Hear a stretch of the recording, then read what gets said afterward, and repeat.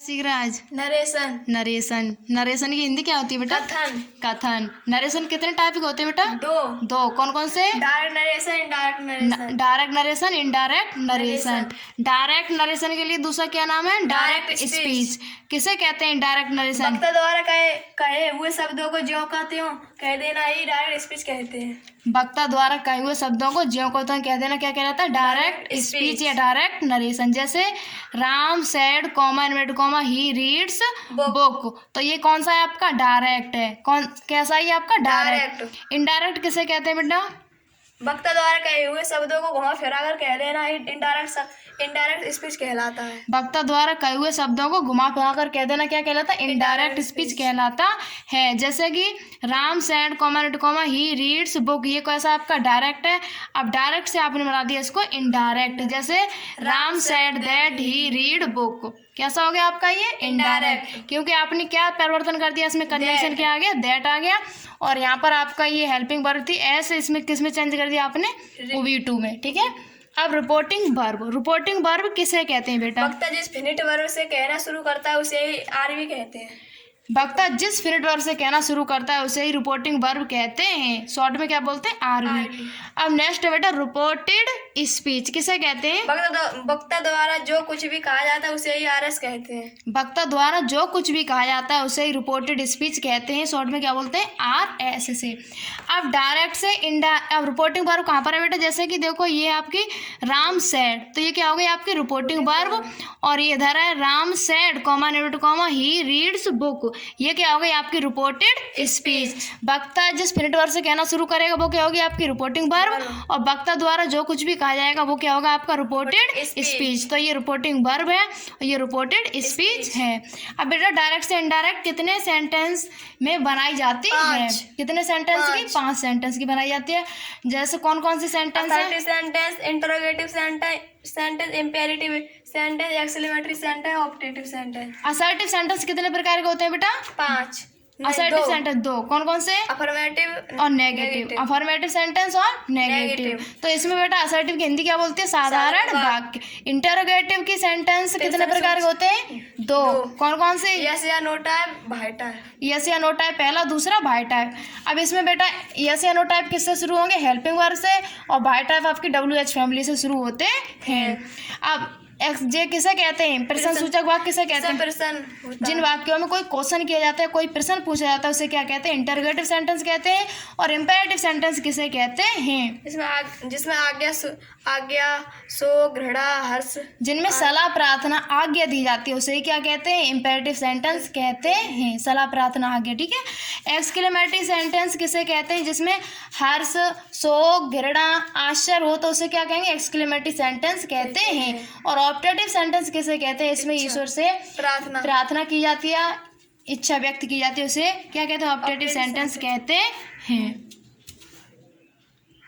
Next है बेटा आपका topic change helping verb. Direct से इनडायरेक्ट में क्या करोगे? हेल्पिंग वर्ब चेंज करोगे। एस या ES या डू या डज, किस में चेंज कर दोगे इसे? OV2 या डिड। एस या ES को किस में चेंज कर दोगे? OV2 में। और डू या डज को किस में चेंज कर दोगे? डिड में। और इज या को किस में चेंज कर दोगे? बाजवर में। हैज हैव को हेड में। हैज बीन या हैव बीन को हेड बीन। OV2 या डिड को किस में चेंज? हेड में। और बाजवर को हेड बीन में। और हेड को हेड ही रहेगा, नो चेंज। हेड बीन का हेड बीन, इसमें भी नो चेंज। और बिल और सेल क्या हो जाएगा? बिल का बुड और सेल का शुड। और बिल भी और सेल भी का क्या हो जाएगा बेटा? बुड भी और शुड भी। और बिल हैव सेल हैव का क्या हो जाएगा? बुड हैव और should have. Will have been और सेल हैव बीन का क्या हो जाएगा? Would have been, should have been. Would have been और शुड हैव बीन। कैन का क्या हो जाता है? कोड। मे का माइट। मस्ट का आउट टू का हेड टू का हेड टू का हेड टू आउट टू। और यूज टू का यूज टू। इधर बेटा आपका जो प्रेजेंट की जो होती है हेल्पिंग वर्ब वो किस में चली जाती है? पास्ट में, पास्ट इंडेफिनिट में। और प्रेजेंट कंटिन्यूअस की पास्ट कंटिन्यूअस में। और प्रेजेंट परफेक्ट की पास्ट परफेक्ट में। और प्रेजेंट परफेक्ट कंटिन्यूअस की पास्ट परफेक्ट कंटिन्यूअस में। और पास्ट इंडेफिनिट की पास्ट परफेक्ट में। और पास्ट कंटिन्यूअस की पास्ट परफेक्ट कंटिन्यूअस में चली जाती हैं। और जो पास्ट परफेक्ट होता है उसकी नो चेंज हो जाती है। पास्ट परफेक्ट कंटिन्यूअस की भी नो चेंज होती है। ये बेटा कौन सा सेंटेंस है? Assertive sentence. Assertive sentence. क्या बना रहे हैं? डायरेक्ट से इनडायरेक्ट बना रहे हैं। तो डायरेक्ट से इनडायरेक्ट बनाते समय बेटा आर भी हमारी ये दे रहा है, इधर इस साइड से आर भी दे रहा है डायरेक्ट में, तो इनडायरेक्ट में क्या रहेगी इसकी आर भी? से का सेज का सेज रहेगा, से का से सेड का सेड सेड, बिल से का बिल से रहेगा, और बिल से टू का बिल टेल रहेगा, और सेज टू का टेल्स, और से टू का टेल, सेट टू का टोल्ड। और इन सभी के साथ बेटा कंजंक्शन क्या आता है? दैट आता है। कब आता है? असर्टिव सेंटेंस में। रूल क्या कह रहा है बेटा? यदि आर भी प्रेजेंट या फ्यूचर टेंस में हो तो आर एस के टेंस में परिवर्तन नहीं करते हैं। कौन सा टेंस में परिवर्तन नहीं करेंगे? R S. रिपोर्टेड स्पीच में परिवर्तन नहीं करते हैं। जैसे एग्जांपल क्या है बेटा? Ram says to me comma inverted comma she is reading book. She is reading book. तो राम सेज जी कौन सा टेंस हो गया? Present tense. तो इसके आर एस कौन सा? इधर। तो आर एस के टेंस में परिवर्तन करेंगे क्या? हेल्पिंग वर्ब में नहीं करेंगे। क्यों?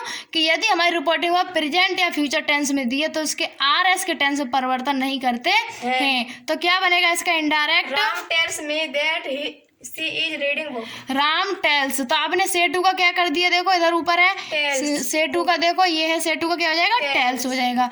राम से टेल्स मी। अब कंजंक्शन क्या लगा दिया? कॉमा टू कॉमा हटा देते हैं, इसमें क्या आता है? दैट। और सी किस में आता है आपका? थर्ड पर्सन में, नो चेंज। सी फिर हेल्पिंग वर्ब क्या है? Is reading book. नेक्स्ट है बेटा राधा बिल से comma to comma he will by A car. तो ये रिपोर्टिंग वर्ब किस में? फ्यूचर टेंस में। तब भी कोई परिवर्तन नहीं करेंगे। तो राधा बिल से, तो बिल से का देखो क्या है? बिल से का बिल से ही रहेगा। तो क्या हो जाएगा इसका? राधा बिल से। कंजंक्शन क्या आएगा बेटा? That. Third person no change. He will. Helping verb change होगी क्या? नहीं होगी। क्यों? क्योंकि रिपोर्टेड स्पीच किस में है आपकी? फ्यूचर में। इधर रिपोर्टिंग वर्ब फ्यूचर में है तो इसके आर एस में कोई परिवर्तन नहीं करेंगे। तो क्या बन जाएगा? He will by A car. अब बेटा आपके एक सूत्र है 123/सन। तो इसका मतलब क्या होता है? First person subject, second person object, third person no change. First person subject, second person object, third person no change. अब बेटा फर्स्ट पर्सन में आपके प्रोनाउन वो क्या क्या आते हैं? आई और बी। आई और बी। तो आई का क्या होता है? मी माई माइन। बी का अस अवर अवर। सेकंड पर्सन में क्या आता है बेटा? You you your yours. Third person में ही सी इट दे। तो ही का क्या हो जाता है? Him his his. और नेक्स्ट सी का क्या हो जाएगा? Her her hers. इट का इट इट्स। और दे का देम देयर देयर्स।